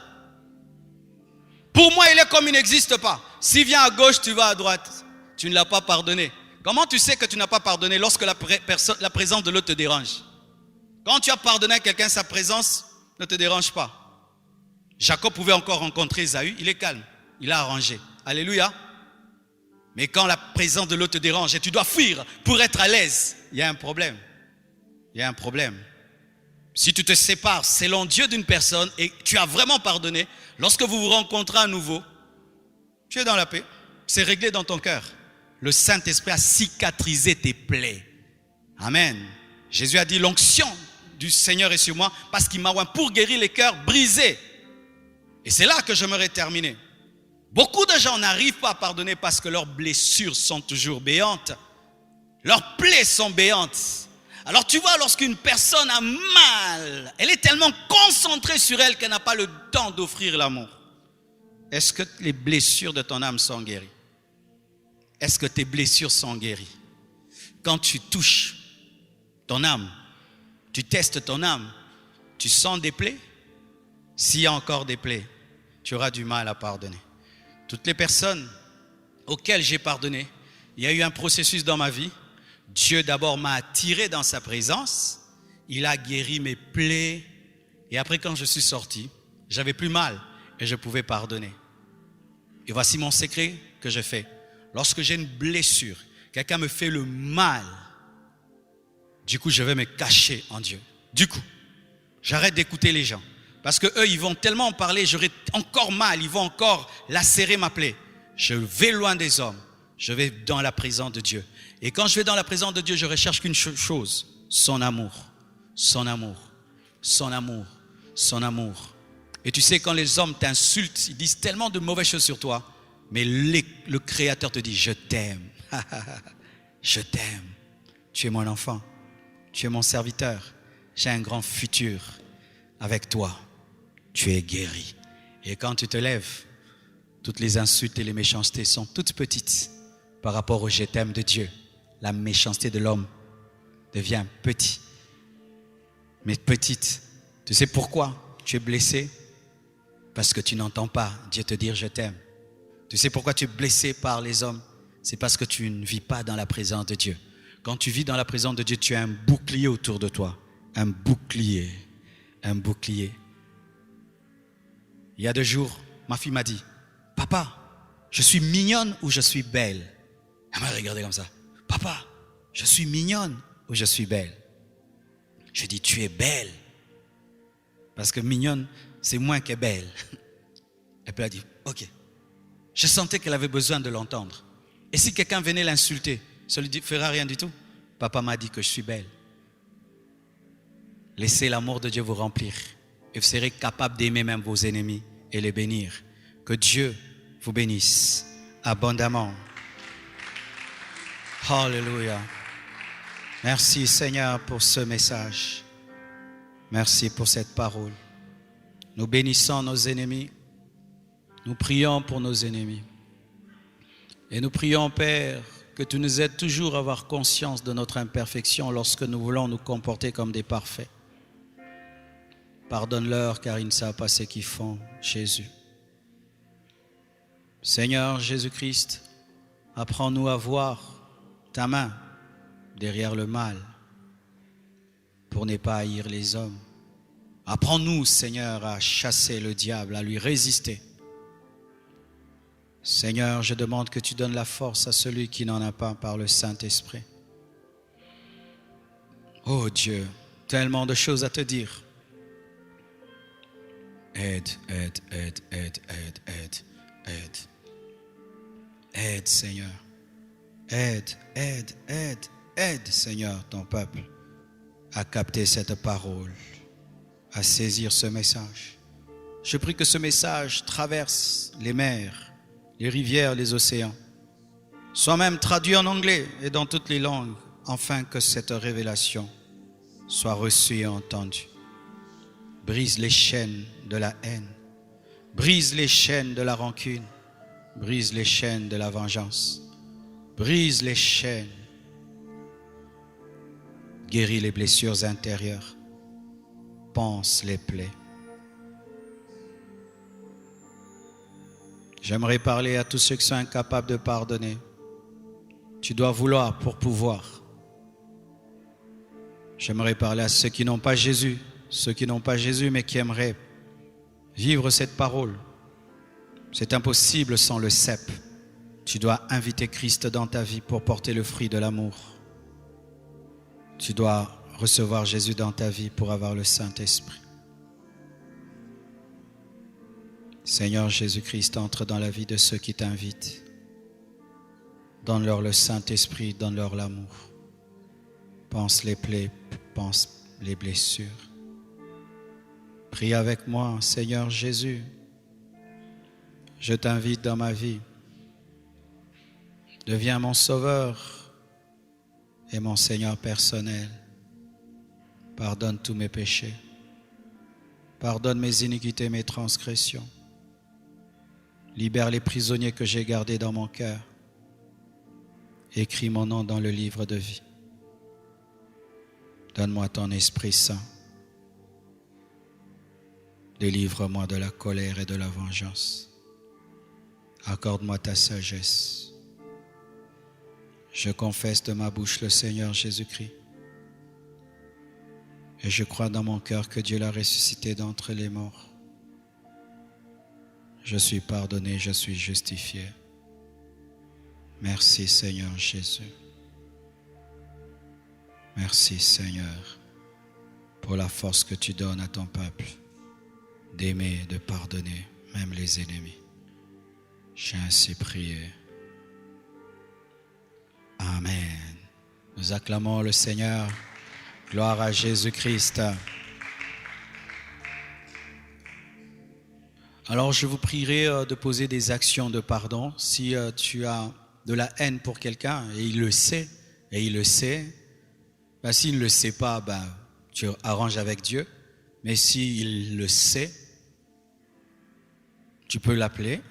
Et si tu peux lui parler, tu règles le problème.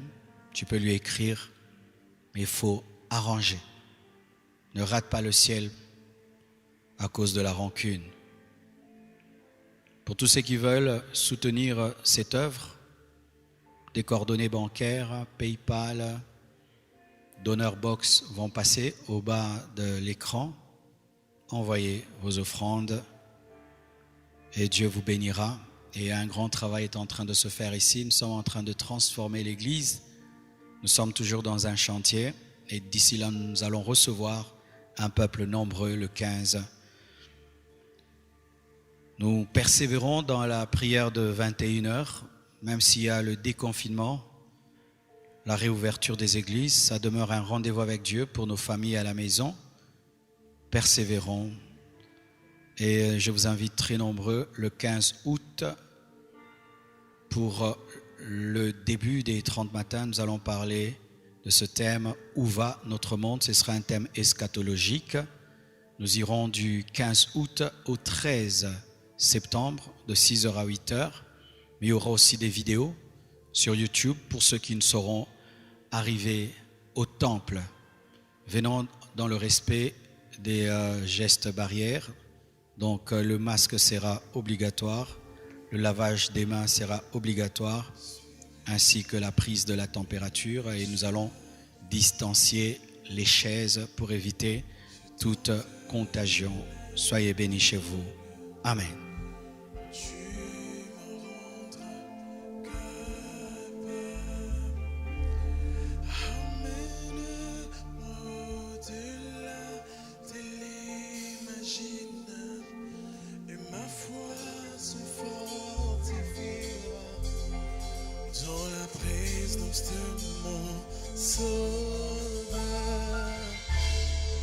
Esprit Saint, emporte ma foi dans l'invincible. Je t'enterrerai l'indomptable, et tu me rendras capable. Emmène-moi au-delà de l'imaginable, et ma foi se fortifiera.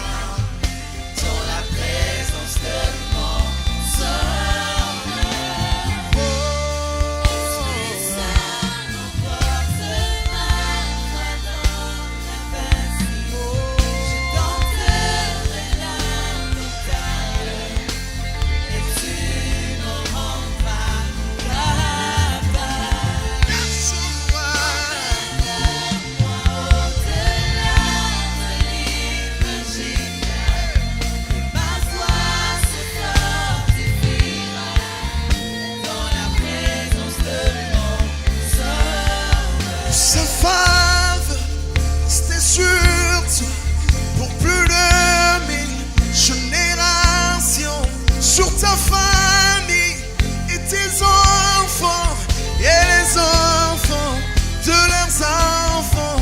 Que sa faveur restait sur toi pour plus de 1000 générations, sur ta famille et tes enfants et les enfants, que sa présence t'environne là avec toi.